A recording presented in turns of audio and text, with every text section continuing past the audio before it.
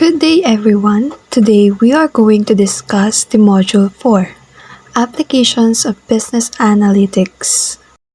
We are going to tackle about the types of analytics, the descriptive, predictive, and prescriptive. In Module 1, we discuss how data becomes business value. We learned that the raw data needs to be extracted from its sources, cleansed, curated, and warehoused to prepare it for analysis. This data can be analyzed in different ways, depending on the problem or situation at hand. They can be leveraged in various ways to optimize business operations. In this module, we will review the three types of commonly used analytics: the descriptive, predictive, and prescriptive. And I am Maria Melanie D. Cuenca, your first presenter. Descriptive analysis is a data-driven benchmarking. This is a data that is used to benchmark and to profile to be able to establish historical trends. It is commonly used analytics by companies. So this is an analysis of data na nakakatulong to describe, show, or summarize data points in a constructive way such that patterns might emerge that fulfill every condition of the data. So based on its meaning, siya yung ginagamit ng mga companies to be able to describe and analyze the business existing data. So para ma-picture nila kung ano ang nangyari sa past or kung ano ang nangyayari sa present ng isang existing business. So dito, ina-apply ang descriptive statistics and other mining techniques para mas accessible yung data sa members ng organization. When we say accessible, mas madaling maiintindihan at mauunawaan ng mga members of organization. So, sino-sino nga ba ang members ng isang organization? So, ito yung mga investors, shareholders, marketing executives, and sales manager. Kasi, di ba, based dun sa meaning kanina, ang descriptive analysis, siya yung nagko-collect and nagsasummary ng informations or data na nag-gather ng isang company or isang tao. Tapos, ang descriptive statistics naman, siya yung nag-a-analyze ng informations. So, kaya siya ginagamit para mas madaling maintindihan ng members ng organization yung analysis. Also, by the use of descriptive analytics, ma-identify din natin yung strength and weaknesses ng isang company. And also, nagpo-provide din ito ng insight about customer behavior. So, the most common product of descriptive analysis is a report with visual statistical aids. Number 2 is predictive analytics, data-driven prediction. Now that we already know how the data looks like, we can now understand the relationships in the data.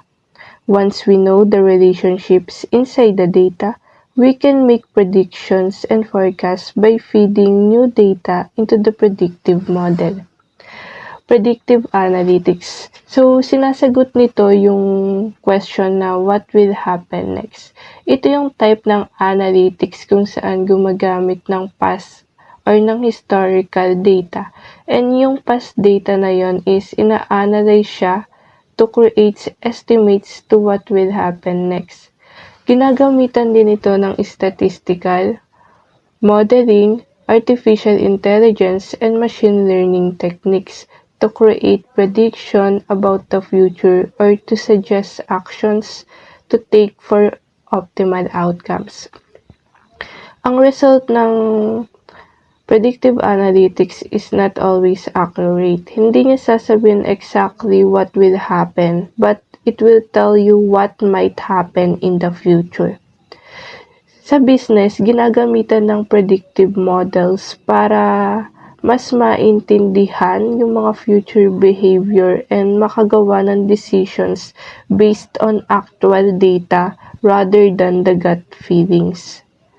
For example, Amazon. Ang Amazon may mga algorithm sila. Ano nga ba pag sinabi nating algorithm? Ito yung mga rules na kailangang i-followed in calculations. So, Amazon has a algorithm para ma-predict kung ano yung gustong makita ng customers nila or yung gustong bilhin, which is based on the customers' past purchases. Nakikita rin nila dito yung mga items na tinitingnan na ng customers pero di naman binibili, or yung mga items na na-view nga ng customers pero hindi rin naman nilagay sa cart. So, ayun, kumukuha sila doon ng mga information to show you similar items that you might be interested to buy. The third and the last type of analytics is prescriptive analytics. Prescriptive data-driven recommendation. It involves providing advice on what action can be taken given the predictions about the future and what drives the future. Prescriptive analytics ay isang method of analytics that analyze data to answer the question, what should be done?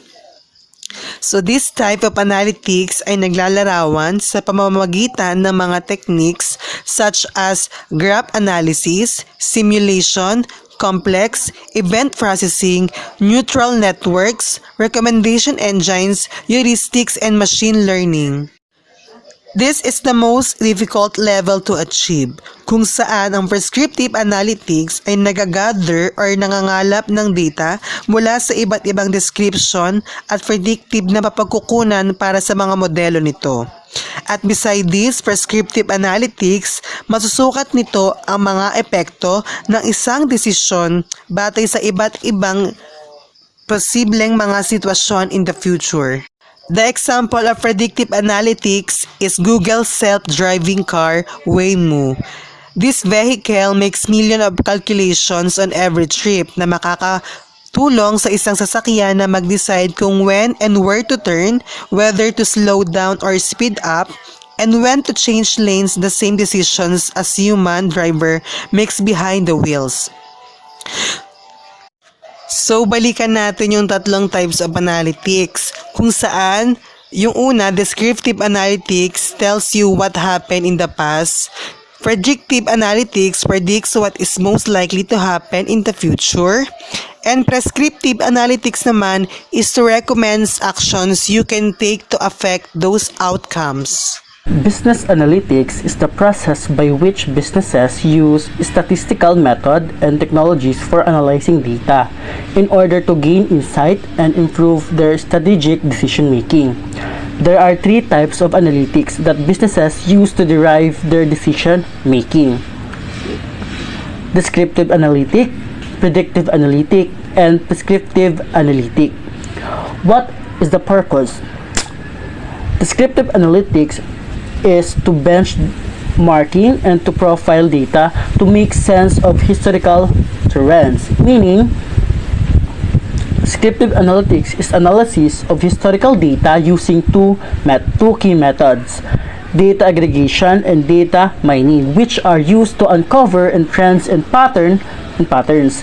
Descriptive analytics is not used to draw inference or make prediction about the future from its finding. Rather, it is concerned with representing what has happened in the past. Number 2, predictive analytics. Find relationship in data to understand what future and prepare for it.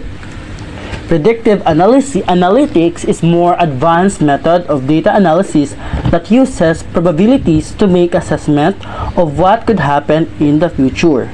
Number 3, prescriptive analytics. Assessing the future and prescribing action to optimize business operation. Like descriptive analytics, prescriptive analytics use data mining. However, it also uses statistical modeling and machine learning techniques to identify the likelihood of future outcome based on historical data. To make prediction, machine learning algorithm takes existing data and attempt to fill in the missing data with the best possible guesses. Question that we need to answer. In predictive analytics, what happened in the past? And predictive analytics, what will happen in the future. Prescriptive analytics, what will happen in the future. Why it will happen, what action can be taken to take advantage of the prediction. The example of every types of analytics is in descriptive analytics, historical trends in production and inventory, sale, customer, and financial. And predictive analytics, forecasting consumption patterns, demand for input from the inventory levels. And the last one is prescriptive analytics, optimizing production, inventories, and deliveries. Applications of business analytics in finance. Now that we are familiar with the types of analytics, let us look at the applications of business analytics in finance industry. Application of business analytics. It will help you make an important decisions for your business, like pagpapasya sa halaga ng pera na gagamitin mo, kung sino yung mga target customers mo sa business mo.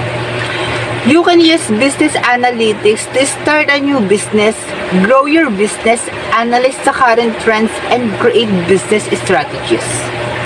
And you can apply it to finance, marketing, management, HRM, and CRM, and manufacturing.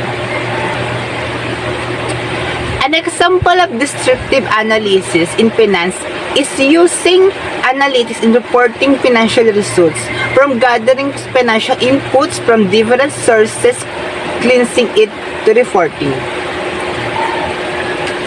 Descriptive analytics. Ito yung most common form of analytics ng mga companies na ginagamit. Ina-examination ang mga data. Nakakatulong to sa company para mas maintindihan nila kung ano yung mga napapanahon na nangyayari. Then, saka sila magpo-produce ng mga reports. Predictive analytics. It is a branch of advanced analytics wherein napipredict dito yung mga hindi pa natutukoy na mangyayari in the future. This predictive analytics uses many techniques from the data mining, statistics, modeling, machine, and learning and artificial intelligence para ma-analyze yung mga hindi current data para makagawa ng prediction for the future. Itong predictive analytics is ginagamit yung past data para ma-identify yung magiging future outcomes. So why predictive analytics important? Because it helps organization to help solve difficult problems and mga uncover new opportunities katulad ng una yung detecting fraud. This can improve pattern detection and nakapag-prevent ng criminal behavior. Optimizing marketing campaigns. Ginagamit yung mga predictive analytics para mag-gather yung customer responses and purchases as well as nakapag-promote din ng cross-sell opportunities. Nakatulong ang predictive models para maka-attract, maka-retain, at mapagpalago ng business yung number ng customers nila. Improving operations. Maraming companies are using the predictive models to predict inventory and manage resources. While yung prescriptive analytics naman is also a form of advanced analytics which examines the data or to answer the questions like what happened and why something happened. Nakakatulong ito sa isang business para makagawa ng magandang idea through examining the raw data. Prescriptive analytics paired with the predictive analytics na gumagamit ng information to determine the near-term result. There are 6 applications of business analytics with example. The first one is finance. Business analytics is the most important part of the finance sector. Data scientists are high investment banking, portfolio management, financial planning, budgeting, forecasting, and etc. For example, companies these days have a large amount of financial data. Use of intelligence business analytics tools can help use this data to determine the product prices. Also, on the basis of historical information, business analysts can study the trends of performance of a particular stock, advise to client whether to retain it or sell it. The second one is marketing. Studying buying patterns patterns of consumer behavior. Analyzing trends na nakatulong ng mga pag-identify ng target audience saka ng mga advertising technique that can make an appeal to the consumers and predict the supply requirements. For example, use business analytics to gauge the effectiveness and impact of a marketing strategy on the customers. Data can be used to build a loyal customers by giving them exactly what they want per their specifications. Pangatlo naman is HR professional. Ginagamit ng mga data para makahanap pa ng other information about educational background of high-performing candidates, employee attrition rate, number of years of service of employees, age, gender, and etc. This information is a really big part of hiring an employee. For example, HR manager can predict the employee retention rate on the basis of data given by business analytics. Ang pang-apat naman ay manufacturing. Business analytics can help you in the supply chain management, inventory management, measure performance of targets, risk mitigation plans, improve efficiency in the basis of product data. For example, the manager wants information on the performance of machinery which has been used past 10 years.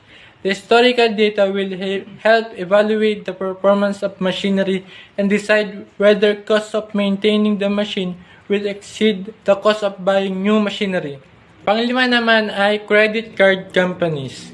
Credit card transactions of customer can be determined many factors: financial health, lifestyle, preference of purchases, behavioral trends, etc. For example, credit card companies can help the retail sector by locating the target audience. According to the transactional reports, retail companies can predict the choices of the consumers, their spending pattern, preferences over the buying competitors' products.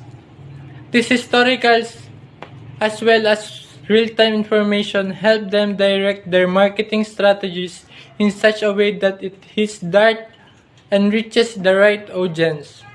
Apart from the mentioned, business analytics is useful in a variety of fields such as fraud detection, healthcare, defense, and sales, to name a few. Data can be an effective instrument for promoting your brand in the marketplace. You can use business analytics to take advantage of this opportunity and make better business decisions. The last one is CRM. Business analytics helps one analyze the key performance indicators, which further helps in decision making and makes strategies to boost the relationship with consumers. The demographics and data about the socio-economic factors, purchasing patterns, lifestyle are important to CRM department. For example, the company wants to improve its services in a particular geographical segment. With data analytics, one can predict the consumer preferences in the particular segment, what appeals to them, and accordingly improve relations with customers.